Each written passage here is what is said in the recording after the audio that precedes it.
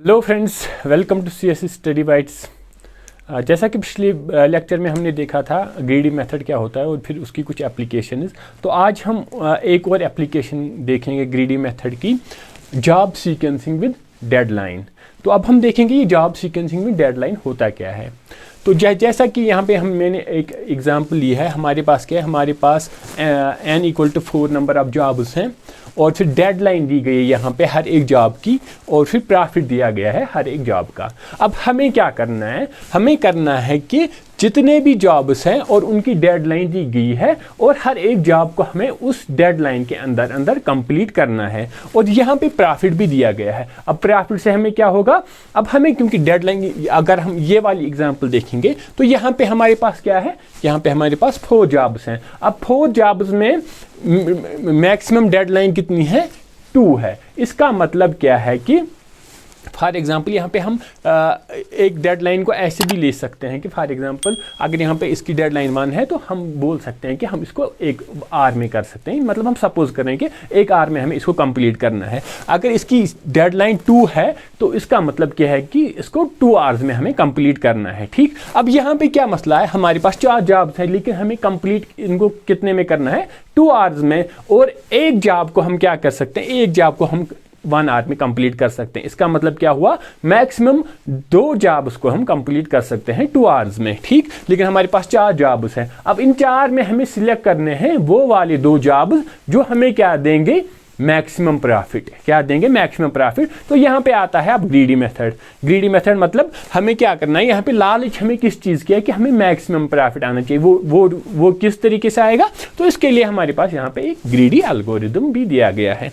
अब यहाँ पे पहले हम कुछ एजम्पशंस लेते हैं, ये स्टार्ट करने से पहले हम कुछ एजम्पशंस लेते हैं। और एजम्पशन ये है कि सिंगल CPU अवेलेबल। इसका मतलब क्या हुआ कि हमारे एट अ टाइम खाली हम एक जॉब को ही हम क्या कर सकते हैं, एग्जीक्यूट कर सकते हैं एट अ टाइम, क्योंकि हमारे पास एक सिंगल CPU है।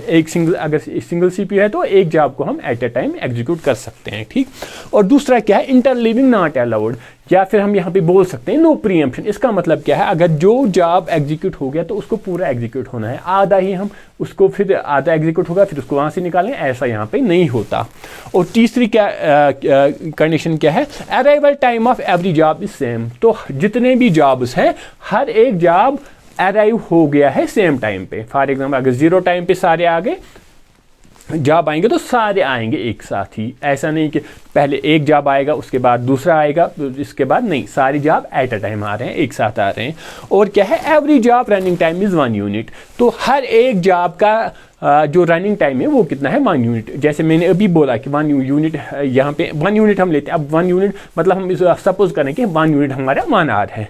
ठीक, अब हम इस वाले एग्जाम्पल पे आते हैं। तो हमारे पास क्या है, हमारे पास 4 जॉब्स हैं और डेडलाइन इनकी क्या है, 2-1 और कुछ प्रैक्टिस भी दिए गए हैं। ठीक, अब हमें यहाँ पे क्या करना है, अब हम पहले देखेंगे फीजिबल सोल्यूशन कौन कौन हो सकता है इसका। ठीक, पहले हम फीजिबल सोल्यूशन देखेंगे, फिर हम देखेंगे ऑप्टिमल सोल्यूशन। ऑप्टिमल सोल्यूशन कौन सा हुआ, जो हमें मैक्सिमम प्रॉफिट देगा। फीजिबल सोल्यूशन कौन कौन है, टोटल कितने हमारी कॉम्बिनेशन बनेगी इनकी जो फीजिबल सोल्यूशन होंगे।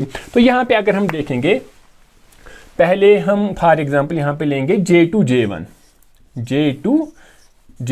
इसका मतलब पहले हमें J2 को एग्जीक्यूट करेंगे क्योंकि इसका यहाँ पे डेडलाइन 1 ही है। तो क्योंकि यहाँ मैंने अभी बोला कि यहाँ पे डेडलाइन 1, इसका क्या है 1 है, इसकी डेडलाइन 2 है। लेकिन यहाँ पे हमने क्या बोला, every job running time is 1 unit. तो हर एक जॉब का रनिंग टाइम 1 यूनिट है। तो अब 1 यूनिट हम सपोज कर रहे हैं 1 आवर है। तो यहाँ पे इस वाली जॉब को हमें पहले आवर में हम कंप्लीट करना है और इस वाली जॉब को हम मतलब दूसरे आवर में भी कंप्लीट कर सकते हैं, लेकिन ये एग्जीक्यूट हुआ खाली 1 आवर के लिए। ठीक, अब यहाँ पे देखो J2, और अब यहाँ पे हम देखेंगे फिजिबल सॉल्यूशन कौन कौन कितने आ सकते हैं। हम पहले हम करेंगे J2 को और फिर J1 को, फिर करेंगे J2 और J4 को, क्योंकि J1 का इसका ये क्या है, डेडलाइन 1 है, इसीलिए इसको पहले करेंगे। अब इसके बाद J4 J3 कर सकते हैं, J4 J3 कर सकते हैं और J4 J1 कर सकते हैं, J4 J1 कर सकते हैं। और हम कर सकते हैं J1 J3 भी कर सकते हैं, J1 J3 भी कर सकते हैं और J3 J1 भी कर सकते हैं, J3 J1 भी कर सकते हैं। तो ये हमें क्या बन गई, टोटल फिजिबल सॉल्यूशन। अब हम देखेंगे अगर हम J2 J1 लेंगे तो हमें प्रॉफिट कितना देगा ये J2 J1। J2 का प्रॉफिट कितना है 200, J1 का कितना है 150, तो टोटल कितना हो गया वो 350। J2 J4 इसका 200 इसका 250 तो हो गया 450 प्रॉफिट हमें दे देगा अगर हम इस वाली सीक्वेंस में लेंगे, ठीक है। और इसके बाद क्या है J4 J3 ये कितना आ रहा है 300 250, तो वो कितना हो गया 550। उसके बाद हमें क्या आ रहा है J4 J1 250 150 हो गया 3 हो गया 400। J1 J3 150 और 300 कितना हो गया 450। और J3 J1 वो भी कितना हो गया 450, ठीक। तो ये हमारी टोटल फिजिबल सॉल्यूशंस हैं। फिजिबल सॉल्यूशन कौन से हो गए, कितने सॉल्यूशन हमें आ सकते हैं, मतलब जो हमें फिजिबल हैं, ठीक। अब हमें इनमें से, लेकिन हमें तो ये नहीं चाहिए क्योंकि हम क्या कर रहे हैं ग्रीडी मेथड, हम क्या चाहते हैं कि हमें मैक्सिमम प्रॉफिट मिले, वो वाली जॉब सीक्वेंस हमें लेनी है जो हमें मैक्सिमम प्रॉफिट देगी। अब इसमें से मैक्सिमम प्रॉफिट कौन सा है 350 450 550 400 450 और 450। तो यहाँ पे ये हमें क्या देगा, ये वाली जॉब सीक्वेंस हमें क्या दे रहा है, ये हमारा ऑप्टिमल सॉल्यूशन हुआ। ये हमारा ऑप्टिमल सॉल्यूशन हुआ। ऑप्टिमल सॉल्यूशन कौन सा होता है, जो हमें मैक्सिमम प्रॉफिट देगा। तो ये हमें देगा ये वाली कॉम्बिनेशन या ये वाली सीक्वेंस कौन J4 J3 सीक्वेंस हमें कितना दे रही है 550। इसका मतलब ये हमारा ऑप्टिमल सॉल्यूशन है। तो ये हमने कैसे लिया, ऐसे ही। अब हम एक और एग्जांपल लेंगे और इस पे हम ये यहाँ पे एक एल्गोरिदम है, कौन सा एल्गोरिदम, जॉब सीक्वेंस डेडलाइन। तो इस पे ये वाला एल्गोरिदम हम अप्लाई करेंगे और फिर हम देखेंगे हमारा सॉल्यूशन कैसे आता है। आगे हमारे पास एग्जाम्पल एक है, तो यहाँ पे हमारे पास कितने हैं n = 9। इसका मतलब यहाँ पे हमें 9 जॉब्स हैं और J1 J2 तो J9 और उनका प्रॉफिट दिया गया है और उनकी डेडलाइन दी गई है, ठीक। अब हम इस वाली एग्जांपल के पे करेंगे अप्लाई ये वाला एल्गोरिदम, कौन सा, जॉब सीक्वेंसिंग विद डेडलाइन। अब हम ये एल्गोरिदम बोलता क्या है, तो पहला पॉइंट ये क्या है, sort all jobs in decreasing order of profits, ठीक। तो सारे जितने भी ये हमारे जॉब्स हैं इनको हमें सॉर्ट करना है, लेकिन कैसे, in decreasing order of their profits, क्या, decreasing order of their profits, ठीक। तो अब हम क्या करेंगे, सॉर्ट, तो यहां पे हमें क्या करना है, सॉर्ट ऑल जॉब्स, ठीक, sort jobs in decreasing order of profits. तो हमें क्या लेंगे, तो यहाँ पे कौन सा मैक्सिमम प्रॉफिट किसका है, J5 का। तो हम पहले लेंगे J5, इसका प्रॉफिट कितना है 90 और इसकी डेडलाइन क्या है 2। उसके बाद कौन सा है, हो गया ये। इसके बाद है J1 का है 75 और इसकी डेडलाइन है 3। और उसके बाद क्या है, ये भी गया, किया हमने इनको सॉर्ट, ठीक। अब इसके बाद हमें क्या करना है, अब इसके बाद हमें करना है पॉइंट 2, फाइंड मैक्सिमम डेडलाइन। अब मैक्सिमम डेडलाइन हमें क्या करनी है, फाइंड करनी है मैक्सिमम डेडलाइन। तो यहाँ पे मैक्सिमम डेडलाइन क्या है, मैक्सिमम डेडलाइन यहाँ पे 7 है, ओके। और उसके बाद क्या करना है, and take array of that size and start from RHS, ठीक। तो अब हमें क्या करना है, हमें वो वाली एरे लेनी है ऑफ साइज 7, ठीक। 1 2 3 4 5 6 और 7। तो ये हो गया 1 2 3 4 5 6 और 7। ये हमने क्या किया, point number 2, find maximum deadline and take array of that size. Maximum deadline यहाँ पे कितनी है 7 और हमने एरे ली कितनी, size of 7 and start from RHS। अब ये स्टार्ट फ्रॉम RHS क्या हो गया, इसके बाद क्या करना है, फाइंड फॉर एवरी स्लॉट आई। हमें क्या करना है, find for every slot I, for example for every slot 7 A job which content deadline, कौन सा, हमें यह इसके लिए वो वाला जॉब फाइंड करना है जिसकी डेडलाइन ग्रेटर देन आई है यूजिंग लीनियर सर्च। तो हम यहाँ से अब 7 से स्टार्ट करते हैं, ठीक। अब 7 से स्टार्ट करते हैं, तो अब यहाँ पे आ गए हम 7 पे, ठीक। अब 7 पे हमारे पास क्या है, एक तो हमें J2 आ रहा है, यहाँ पे 7 पे आ रहा है हमें J2 आ रहा है और J8 आ रहा है। अब हमें क्या करना है, अब इन दोनों में से किसको चूज करेंगे हम। अब ये मसला है कि इन दोनों में से हम किसको चूज करेंगे। तो इन दोनों में से हमें उस वाले को चूज करना है जिसका प्रॉफिट क्या हो, जिसका प्रॉफिट ज्यादा हो। तो प्रॉफिट इन दोनों में से ज्यादा किसका है, 28 का है, ठीक। और 28 क्योंकि 21 और 28 तो ज्यादा प्रॉफिट कौन है, 28। तो हम लेंगे यहां पे J2 को। हमने क्या लिया, J2 को यहां पे ले लिया अब, ठीक। तो अब हम कौन सा स्लॉट बच गया हमारा, 6। तो यहां पे हम सर्च करेंगे पहले 6 कोई है, 6 स्लॉट, ये सॉरी 6 स्लॉट मतलब 6 डेडलाइन। डेडलाइन किसी किसी की है 6 नहीं, यहाँ पे किसी की डेडलाइन 6 नहीं है। इसका मतलब यहाँ पे और 6 से ज्यादा डेडलाइन कौन सा है, एक है यहाँ पे 7। इसका मतलब इसकी 7th डेडलाइन है, मतलब 7 तक हम इसको एग्जीक्यूट कर सकते हैं।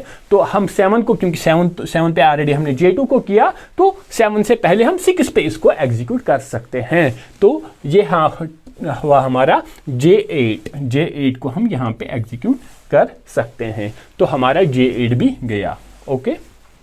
अब इसके बाद कौन सा स्लॉट बच जाता है हमें, 5। अब हमें देखना है 5 डेडलाइन किसी की है, 5 डेडलाइन या 5 से ज्यादा डेडलाइन। इतना ही नहीं, for every slot I a job which content deadline greater than I using linear search, ठीक। Greater than I, greater than या आर, यहाँ पे हम बोल सकते हैं greater than or equal to I, ठीक। तो यहाँ पे अब कौन सा है, यहाँ पे अब आ रहा है 5 पे कौन सा है, J3 की है 5, और उसके 5 से ज्यादा कोई है, 5 से ज्यादा 7 थे लेकिन वो दोनों गए, ठीक। 5 से ज्यादा और कोई नहीं है, तो हमारे यहाँ पे पास कोई चॉइस ही नहीं है। तो क्योंकि यहाँ पे खाली 5 है तो हम J3 को यहाँ पे लेते हैं। हमने क्या लेना है, J3 को, ठीक। और उसके बाद आते हैं हम 4 पे। अब 4 पे क्या कौन सा हमें क्या देखना है, 4 पे कौन कौन आ रहा है हमें, ठीक। 4 पे कौन आ रहा है हमें, एक तो आ रहा है यहाँ पे 4 पे 4 या 4 से अलावा, तो ये भी गया, 5 वाला भी गया। तो 4 पे आ रहा है एक तो J4 आ रहा है और J9 आ रहा है। अब J4 और J9 में बड़ा कौन सा है, इसमें से बड़ा है J4। तो हम क्या लेंगे, J4 को, क्योंकि उसका प्रॉफिट ज्यादा है, उसका 15 है। तो यहाँ पे हम लेंगे J4 को, ठीक है, ओके। अब इसके बाद गया ये भी। अब इसके बाद हमें क्या करना है, अब हम आते हैं डेडलाइन 3 पे। अब किसकी डेडलाइन 3 है, एक तो J1 की है, J7 की है, और यहाँ पे एक और बच जाता है हमें कौन सा, J9, क्योंकि उसकी एक हमें देखना है यहाँ पे किसकी डेडलाइन 3 है और 3 से ज़्यादा, 3 या 3 से ज़्यादा। तो 3 दोनों की है, एक तो J1 की है और J7 की है, लेकिन और 4 मतलब यहाँ पे J9 की क्या है, 4। मतलब ये 3 लड़ रहे हैं इस वाले किसके लिए, इस वाले स्लॉट के लिए लड़ रहा है कौन, J1 लड़ रहा है, J7 लड़ रहा है और J9 लड़ रहा है। अब इन तीनों में से कौन किसको हम एग्जीक्यूट करेंगे, तो वो जो हमें ज्यादा प्रॉफिट देगा तो उसी को करेंगे ना। तो यहाँ पे हमें प्रॉफिट कौन दे रहा है, इनमें से ज्यादा प्रॉफिट हमें पहले ही दे रहा है J1। तो हम सीधे क्या लेंगे, J1 को यहाँ पे, ठीक है, ओके। अब इसके बाद आ रहा है हमें स्लॉट 2, ठीक। स्लॉट 2 हमें किसका आ रहा है, J5 का आ रहा है, J5 का आ रहा है। और अब इस स्लॉट 2 के लिए कौन लड़ रहा है, एक वो लड़ रहा है जिसकी डेडलाइन 2 है, और वो लड़ रहा है जिसकी डेडलाइन 2 से ज्यादा है। वो कौन है, J7 है, उसकी डेडलाइन 3 है, और यहाँ पे है हमें J9, ठीक। अब इन तीनों में से हमें देखना है कौन, J5, J7 और J9, ये 3 लड़ रहे हैं इस वाले स्लॉट के लिए। अब ये 3 लड़ रहे हैं, लेकिन हमें यहाँ पे इनमें से किसको एग्जीक्यूट करना है, किस वाले को लें जो हमें ज़्यादा प्रॉफिट देगा। तो इनमें से ज़्यादा प्रॉफिट कौन दे रहा है हमें, J5 दे रहा है, तो J5 को ले लो, J5 को ले लो, ठीक है। अब इसके बाद हमें क्या है, बच गया स्लॉट 1। तो अब स्लॉट 1 पे किसको एग्जीक्यूट करेंगे, एक तो J7 इसके लिए लड़ रहा है, और लड़ रहा है J6 लड़ रहा है, और लड़ रहा है J9। अब ये 3 लड़ रहे हैं इस वाले स्लॉट के लिए, ठीक। यहाँ पे धक्का मुक्की हो रही है, ये बोल रहा है मुझे जाना है, ये बोल रहा है मुझे जाना है, ये बोल रहा है मुझे जाना है, लेकिन जाएगा कौन, तो ऐसे तो कोई नहीं जा सकता। जो ज्यादा पैसे देगा, जो ज्यादा प्रॉफिट देगा, तो हम क्योंकि हम तो ग्रीडी हैं, मतलब ये हमें मतलब किससे, पैसों से या हमें प्रॉफिट से मतलब है। तो प्रॉफिट हमें कौन दे रहा है, एक तो J7, J6 और J9, ये 3 लड़ रहे हैं इस वाले स्लॉट के लिए, लेकिन इनमें से ज़्यादा पैसे कौन दे रहा है, प्रॉफिट कौन दे रहा है हमें, J7 दे रहा है। तो हम J7 को यहाँ पे एग्जीक्यूट करेंगे, हो गया हमारा काम। ठीक, तो ये आ गया हमारा क्या, ऑप्टिमल सोल्यूशन। तो अब हम देखेंगे टोटल ऑप्टिमल सोल्यूशन कितना आ रहा है यहाँ पे। ठीक, तो J7 का कितना आ रहा है, यहाँ पे J7 हमें दे रहा है 55, ये दे रहा है हमें 55 प्लस J5 दे रहा है हमें 90 प्लस J1 दे रहा है हमें 75 प्लस J4 दे रहा है हमें 15 प्लस J3 दे रहा है हमें 41 प्लस J8 दे रहा है हमें 21 प्लस J2 दे रहा है हमें 28। ठीक, तो इनका अब हमें क्या करना है, इनका हम सम करेंगे। तो जो इस यहाँ पे हमें सम आ रहा है, तो ये हमारा क्या हुआ, ये हमारा ऑप्टिमल सोल्यूशन होगा। ठीक, आ रहा है टोटल प्रॉफिट। ठीक, और जो जॉब्स हमने यहाँ पे नहीं ले लिए तो उनको हम क्या बोलते हैं, पेनल्टी। ठीक, तो ये होगी हमारी पेनल्टी क्या है, जिन जॉब्स को हमने यहाँ पे नहीं लिया, तो हमने किस को नहीं लिया, J6 और J9। ठीक, J6 और J9 को, तो J6 कितना हमें दे रहा है 35 प्लस J9 कितना दे रहा है 10, तो 45 हमें टोटल पेनल्टी आ गई। अब पेनल्टी यहाँ पे क्या आ रही है, टोटल पेनल्टी हम किसको बोलेंगे, वो वाली जॉब्स जो हमने इसमें नहीं लिए। अब प्रॉफिट टोटल कितना आ रहा है, वो जो जॉब्स हैं जो हमें यहाँ पे प्रॉफिट दे, जो हमने यहाँ पे ले लिए, वो हमें क्या देंगे, टोटल प्रॉफिट। लेकिन अब पेनल्टी क्या है, जो जॉब्स हमने यहाँ पे नहीं लिए उसको हम क्या बोलते हैं, पेनल्टी बोलते हैं। तो अब यहाँ पे आते हैं हम। ठीक, अब इसकी टाइम कम्प्लेक्सिटी देखते हैं। टाइम कम्प्लेक्सिटी, तो यहाँ पे क्या करना है, sort all jobs in decreasing order of profit. अगर हमें n नंबर ऑफ जॉब्स हैं तो इनको हम क्या करेंगे, सॉर्ट करेंगे। तो टोटल इसकी टाइम कम्प्लेक्सिटी कितनी आ रही है, n log n। ठीक, n log n इसकी टाइम कम्प्लेक्सिटी आ रही है। ठीक, और फिर find maximum deadline and take array of that size and start from RHS। तो यहाँ पे हमें मैक्सिमम डेडलाइन देखनी है, तो यहाँ पे वो कैसे देखेंगे, यहाँ पे हम इसमें कितना टाइम लगेगा, इसमें n टाइम लगेगा। ठीक, इस वाले में n टाइम लगेगा मैक्सिमम डेडलाइन देखने के लिए। ठीक है, यहाँ से हम स्टार्ट करेंगे, देखेंगे मैक्स फाइंड करने के लिए कितना आ रहा है। ठीक, और उसके बाद क्या है, find for every slot I a job which contain deadline greater than I using linear search. अब हमें यहाँ पे क्या करना है, लीनियर सर्च करनी है। ठीक, अब लीनियर सर्च करनी है तो हमें पता है ये लीनियर सर्च में कितना टाइम लगता है, n टाइम लगता है। ठीक, तो और अगर हम पहले वाले फॉर एग्जांपल यहाँ पे हमने क्या किया, इस वाले स्लॉट के लिए हमें क्या करना है, लीनियर सर्च। अगर लीनियर सर्च, तो वर्स्ट केस में क्या हो सकता है, हमें n को फाइंड करना है। ठीक, तो यहाँ से आ गए हम और हमने n वाले को फाइंड किया। ठीक, तो हो गया इसमें कितना n टाइम, और दूसरे वाले में कितना n-1, तीसरे वाले में n-2। तो टोटल टाइम की कम्प्लेक्सिटी इसकी कितनी है, n × n-1 डिवाइड बाई 2। वो कितनी आ रही है, वो आ रही है ऑर्डर ऑफ n²। लेकिन ये वर्स्ट केस में आएगा, लेकिन और वर्स्ट केस और एवरेज केस में ऑर्डर ऑफ n² आएगा। बेस्ट केस में आएगा हमें n log n ही। ठीक, ये क्या है, बेस्ट केस। और वर्स्ट केस में क्या आएगा हमें, worst case plus average case में क्या आएगा, ऑर्डर ऑफ n²। तो अब टोटल टाइम कम्प्लेक्सिटी इसकी कितनी हुई, n log n plus order of n²। तो यहाँ पे n² ग्रेटर देन है, तो हम बोल सकते हैं कि इसकी time complexity order of n² है। किसकी, जॉब सीक्वेंसिंग विद डेडलाइन। ठीक, तो उम्मीद है आपको समझ में आ गया होगा। अगर आपको अच्छे से समझ में आ गया तो फिर लाइक, शेयर और सब्सक्राइब ज़रूर कीजिएगा। ठीक, तो मिलते हैं नेक्स्ट लेक्चर में, तब तक के लिए अल्लाह हाफिज़।